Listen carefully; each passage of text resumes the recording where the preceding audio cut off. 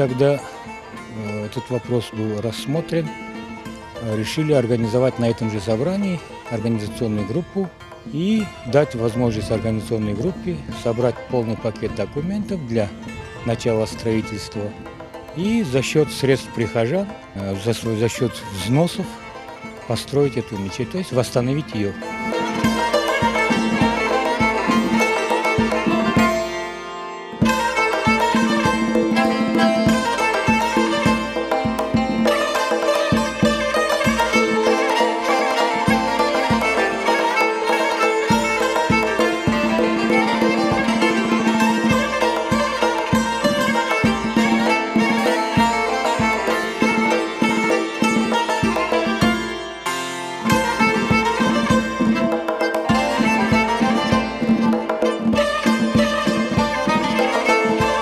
Есть с Симферополя, есть из Первомайска, есть из САК.